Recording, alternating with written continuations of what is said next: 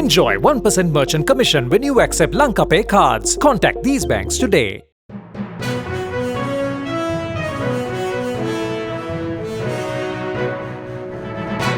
මීට පස්සේ රට ඇතුළත තියෙන සියලුම ආනයන වලට සහතිකයක් දෙන්න ඕනේ.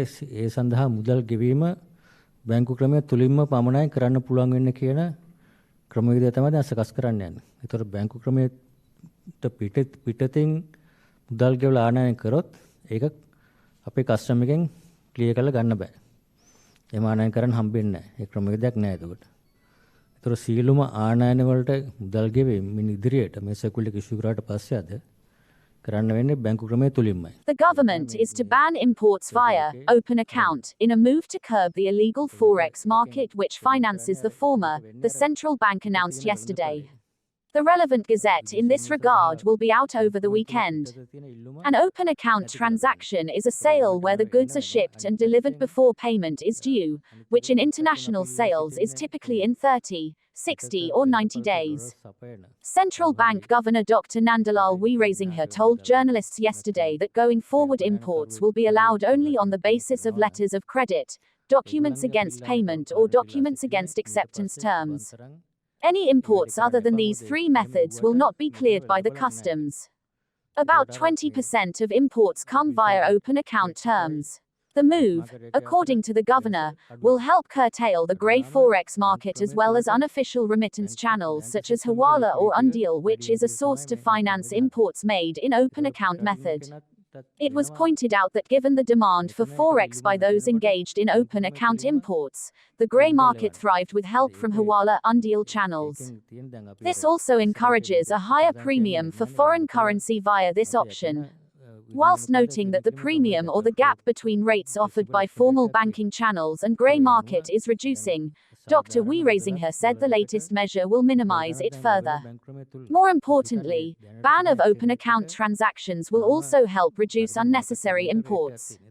Due to ongoing initiatives, imports in March had reduced to $1.7 billion from $2 billion in December, whilst the central bank hopes new measures will help it to be reduced to $1.5 billion. Though noting that there was a degree of overshooting of the currency or that it is overvalued, CBSL chief urged migrant workers to channel their remittances via official banking channels. Following the flexible exchange rate policy initiated recently, inward remittances will fetch proper value, hence there is no need to send money back home via Hawala Undeal channels, Dr. Weerasinghe said. If Lankans overseas are concerned about their country's situation and the plight of the people, the bigger responsibility and show of support is sending money to their families via the official banking channels. This will help the nation and boost reserves to import essentials, CBSL governor said. He recalled that the country used to get $500 million monthly and $7 billion annually in the past in the form of workers' remittances and helping the balance of payments. He dismissed the perceptions that sending money via official channels gets squandered by the government and stressed that such a course will only help their families whilst benefiting the nation. Governor also said that to curb the grey market, banks have been directed to offer foreign exchange for the purpose of overseas education and emergency medical and healthcare needs. He noted that these requirements are much smaller, such as $5,000 or $10,000, and if needed the central bank will help the banks in meeting this need. Weerasinghe also said that the rupee will stabilize in a flexible exchange rate environment with ongoing measures similar to interest rates coming down after overshooting following the tightest monetary policy action earlier last month.